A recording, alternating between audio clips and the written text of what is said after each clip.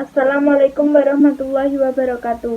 Kami dari kelompok 3 kelas 12 MIPA 3. Di sini kami akan memperagakan percobaan Faraday yang dulu pernah dilakukan oleh Michael Faraday untuk membuktikan bahwa magnet dapat menghasilkan listrik. Di sini kami melakukan percobaan melalui aplikasi PET Simulation.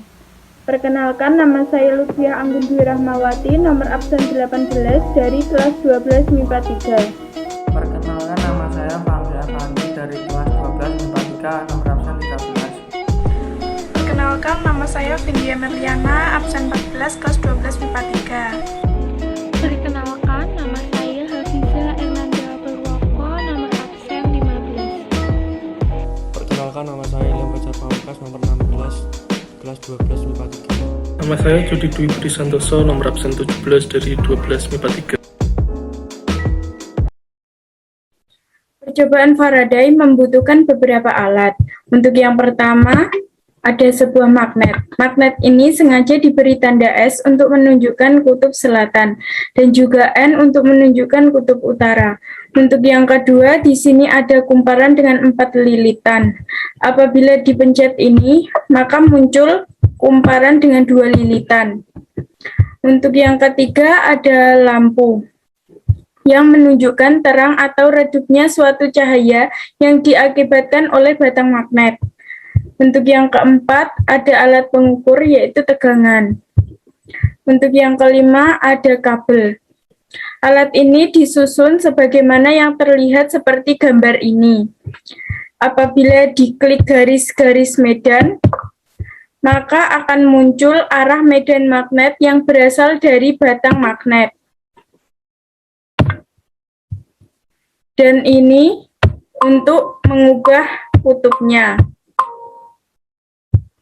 Dari ujung-ujung kumparan dihubungkan ke lampu dan ke alat pengukur tegangan menggunakan kabel.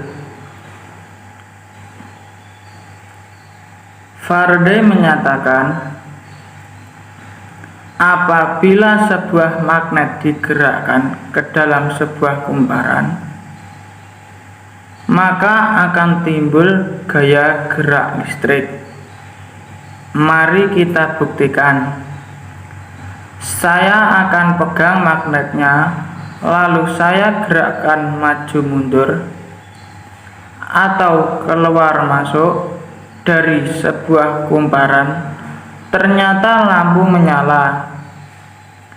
Lampu menyala ini diakibatkan karena ada arus listrik yang mengalir kepadanya. Demikian juga alat pengukur tegangan menunjukkan jarumnya bergerak ke kanan ke kiri sesuai dengan gerakan magnetnya. Apa yang terjadi sesungguhnya di dalam kumparan ini? Faraday menyatakan bahwa ketika magnet ini digerakkan di dalam sebuah kumparan, maka akan terjadi perubahan garis-garis magnet.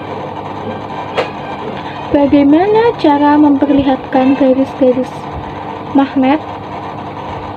Kita akan klik tombol ini. Nah, ketika kita sudah aktifkan tombol garis-garis magnet, maka akan tampak garis magnet ini dari kutub utara menuju ke kutub selatan. Baik yang ada di bagian atas maupun di bagian bawah. Nah, ketika magnet ini didorong masuk dan ditarik mundur, maka garis-garis magnet yang ada di dalam kumparan ini jumlahnya berubah. Itulah yang kita sebut perubahan garis-garis medan magnet. Nah, perubahan garis-garis magnet ini mengakibatkan gaya gerak listrik. Nah, bagaimana kalau magnetnya ini diam di dalam kumparan? Ternyata lampu tidak menyala. Alat ukur tegangan jarumnya tidak bergerak. Ini karena jumlah garis-garis magnet yang ada di dalam kumparan jumlahnya tetap. Syarat terjadinya gaya gerak listrik adalah perubahan jumlah garis-garis magnet, yaitu ketika kita tarik dan ketika kita dorong. Semakin cepat kita mendorong dan menarik magnet, maka perubahan garis-garis magnet itu akan sangat besar atau sangat cepat, sehingga arus yang ditimbulkan juga besar. Nah, bagaimana kalau magnet ini kita gerakkan tetapi bukan di dalam kumparan? Misalnya saya gerakkan naik turun, efek tidak terlalu tampak pada sebuah lampu. Hal ini karena jumlah garis-garis magnet di dalam kumparan tidak signifikan. Apakah kutub selatan atau kutub utara yang ada di depan kumparan akan mempengaruhi jumlah garis-garis medan magnet? Ini dapat kita tunjukkan dengan menekan tombol di bawahnya. Ayo segera kita tekan. Maka kutubnya akan bertukar. Sekarang kutub utara berada di depan kumparan. Ketika ini kita gerakan, ternyata tetap akan menghasilkan arus listrik. Ini menunjukkan bahwa tidak ada perubahan dengan membedakan kutub-kutub magnet yang bergerak di depan. Maksudnya, kutub selatan atau kutub utara ke dalam kumparan.